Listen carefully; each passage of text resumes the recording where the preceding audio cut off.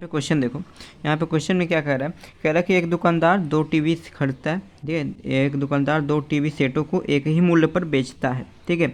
एक ही मूल्य पर यहाँ पे बेचता है, ये ध्यान रखिएगा, ठीक है। तो यहाँ पे कह रहा है कि एक को इस पर 20% का लाभ होता है, प्रॉफिट यहाँ पे परसेंटेज प्रॉफिट आपका 20% का है, और दूसरे पर 20% की हानि, मतलब कि परसेंटेज आपका लॉस यहाँ पे 20% का है। तो हमसे कह रहा है कि इन दोनों चीज़ में जो भी एक्सचेंज हुआ है उसमें कुल मिलाकर लाभ हुआ है या हानि हुआ है, और लाभ या हानि हुआ तो कितने परसेंट का लाभ या हानि हुआ है। तो देखिए, इसको समझने के लिए तो हमें 20% का लाभ या फिर हानि कर है, तो हम लोग 20% का देखेंगे, ठीक है। इस क्वेश्चन को कई तरीके से सॉल्व किया जा सकता है, लेकिन हम लोग यहाँ पे रेशियो मेथड से सॉल्व करेंगे। रेशियो मेथड से आप लोग बहुत ही आसानी तरीके से सॉल्व कर पाएंगे। तो 20% का आपको क्या लिखते हैं, इसको हम लोग लिख सकते हैं, यहाँ पे आपको फ्रैक्शन वैल्यू याद होनी चाहिए। इसका आपका 1/5 होता है, वैसे आपको याद नहीं है तभी लिख सकते हैं, तो आपको इसको 20/100 लिखेंगे, ठीक है। अगर फ्रैक्शन वैल्यू आपको याद नहीं है, इसको कट करेंगे तो आपका 1/5 आ जाएगा। इसका मतलब क्या हुआ कि आपकी 5, अच्छा आपको अगर समझना है कि इसमें फ्रैक्शन में क्या होता है, जैसे कि आपको यहाँ पे A/B दे दिया गया। अगर आप लोग प्रॉफिट एंड लॉस में फ्रैक्शन को समझ रहे हैं, तो अगर A/B दे दिया गया है आपको, तो A/B यहाँ पे दे दिया गया, तो जो नीचे वाला जो ये B है, इसको हम लोग क्या कहते हैं, इसको हम लोग यहाँ पे कॉस्ट प्राइस कहते हैं, ठीक है।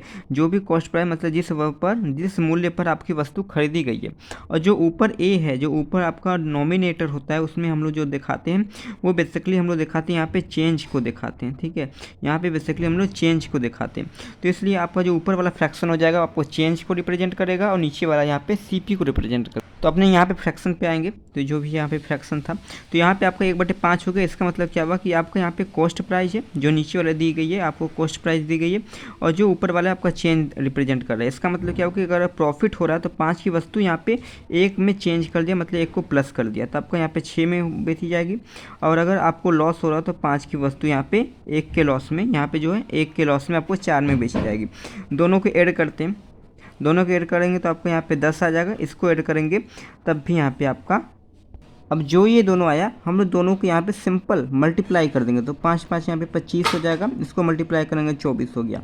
इसका मतलब क्या हुआ कि 25 की वस्तु अब 24 में बेची जा रही है। इसका मतलब क्या हुआ कि 25 की वस्तु यहाँ पे 24 में बेची जा रही है। इसको आप लोग देखेंगे 25 की वस्तु यहाँ पे 24 में बेची जा रही है, तो इसका मतलब हुआ कि आपकी 1 की लॉस हुआ। अगर हम लोग यहाँ पे 25 से 24 की ओर जाते हैं, ठीक है, 25 से 24 की ओर जाते हैं, तो 1 को माइनस करना पड़ेगा, मतलब 1 का लॉस हुआ, तो आपका चेंज यहाँ पे दिखाएगा, 1 का चेंज दिखा रहा है।